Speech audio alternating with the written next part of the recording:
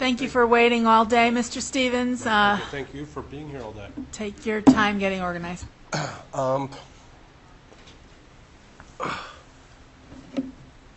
My name is Eric Stevens, and in 2009, after 12 rehabs with my ex-wife, I filed for divorce against her. And then the police report started.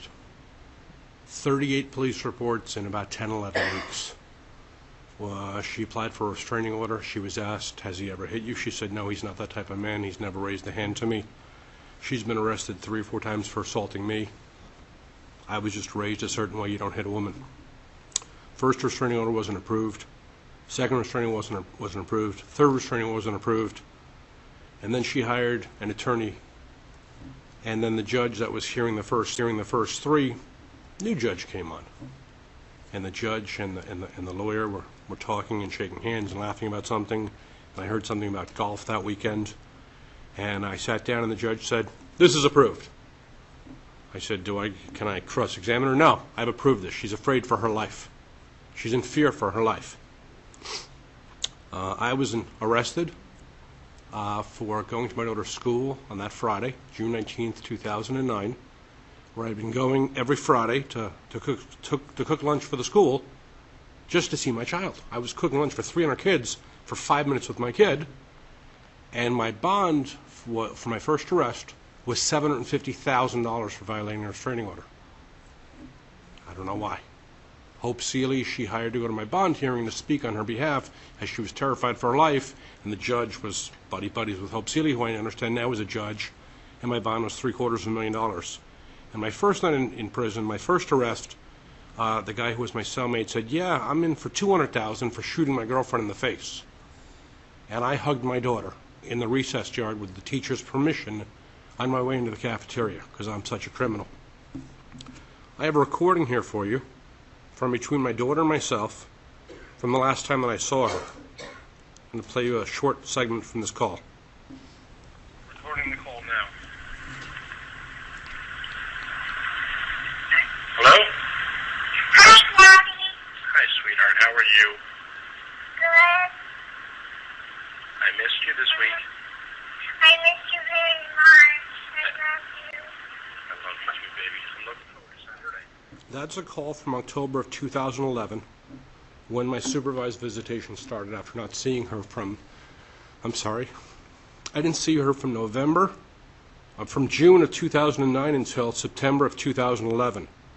I was told by the guardian ad litem if I did not agree to leave the real estate and just table that, there was $50 million worth of real estate involved in our divorce, and I was told if I did not put that to the side, that I would never see my child. We got divorced, my visitation started. That was one of the calls from between the visitation. 6 weeks later, the guardian ad litem recommended that the visitation stop, and I haven't seen my child since then. And this is a recording from 2 nights ago. Hello? Hi, Dad. Can I tell you something? Sure. I don't want to always call because I have lots of homework, and sometimes I'm really tired. Do you want to call earlier in the day then? No. I don't want to call at all. Okay, then don't call at all then.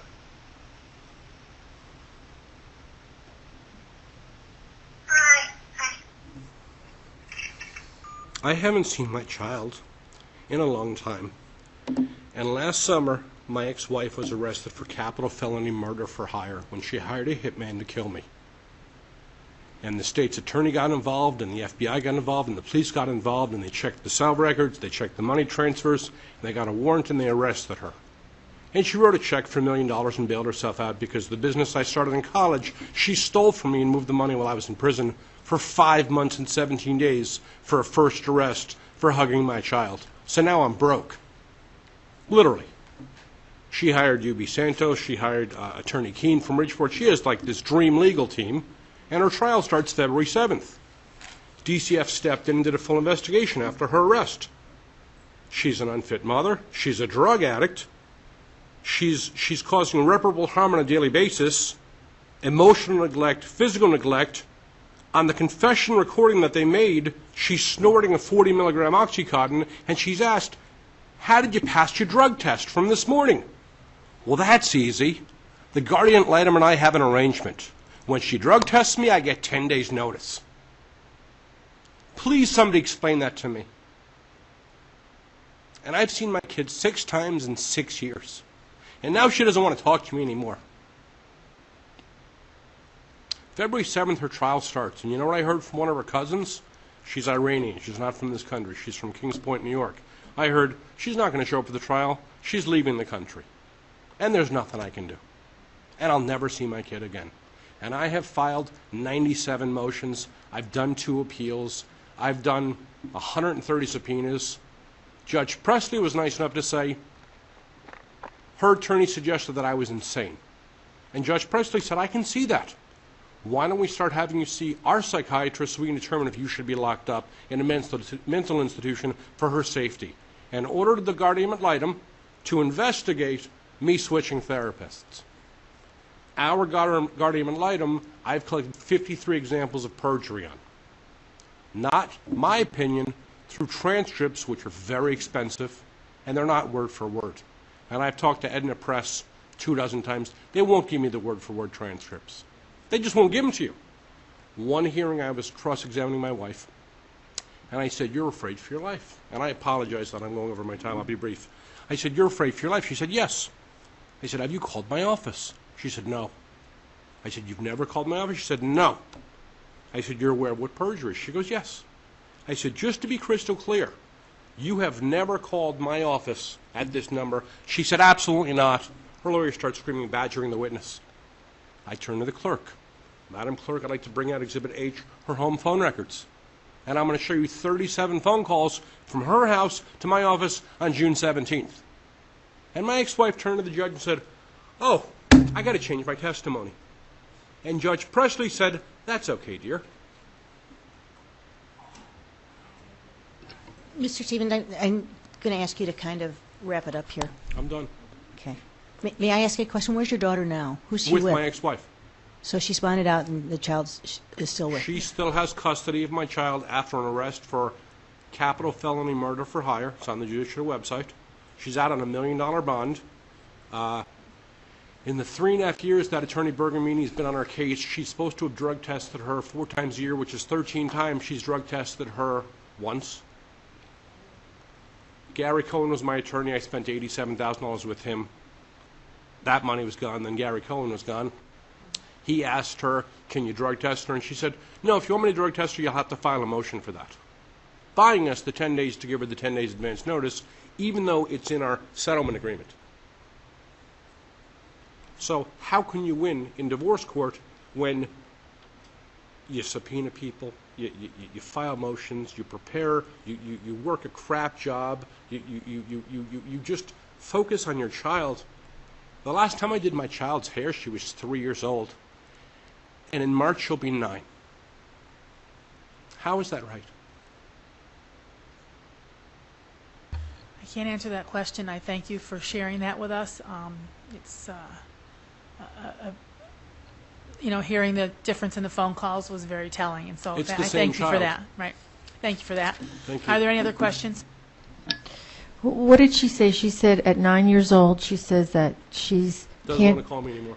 but she said she's doing homework, she's busy, she's doing homework. She's homework, she's busy, she's tired. I suggested, do you want to call earlier in the daytime? I was told by my psychiatrist, who's kind of like brought me out from like being depressed, not getting out of bed for 2 years, to not use guilt with her, to not say, Right. well, that's not right, just to agree with her.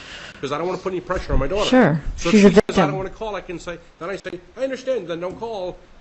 She's getting abused emotionally by her mom. Right, I don't want it to be by both parents. right. And this is very common. Very common. Right, well, our guardian ad litem to this day thinks that my ex-wife's the better parent. It's crazy. Any other questions? Oh, Representative Gonzalez, I thought you were just going to go. No. Thank you. Who is your guardian ad litem? Mary Bergamini. And how much you paid to the guardian line? I stopped paying her when I realized that she was on the take, when she wasn't being neutral. But you don't know how much it costs, to the whole case. $250 an hour. I filed 4 motions for the state rate. They weren't heard. I filed 2 motions to have her removed. They weren't heard. I filed a motion to have Judge Presley removed. That wasn't heard. I filed 17 motions for visitation. They weren't heard. In total, I filed 97 motions that I couldn't afford. None of the motions that I filed have been heard. They're all just open. On our case, we have 320 motions that have been filed. All of theirs have been heard. Mine haven't. And you said that the judge was who? Judge Presley, Presley. she always sides with the woman. Thank you. You're welcome. Thank you very much, sir, and thank you for being here for 13, I think In 13. reference to the young lady that was speaking before, I've spoken to every court clerk's office over the past 2 years to ask that same question: who investigates perjury? And the answer is the court administrator's office. No, they don't. They turn it over. They say it's the court inspector. I thought the And I spoke to Betty at the court administrator's office at 230 Capitol Avenue. And she said to me, is it an ongoing case? I said, well, there's nothing happening with it. It's kind of just sitting there, but it's not closed. Well, if it's an ongoing case, we can't meet with you, was her answer. Well, thank you very much for your time. Thank you. Not only am I happy that you're here, I'm happy you're alive. Absolutely. Deborah Pease.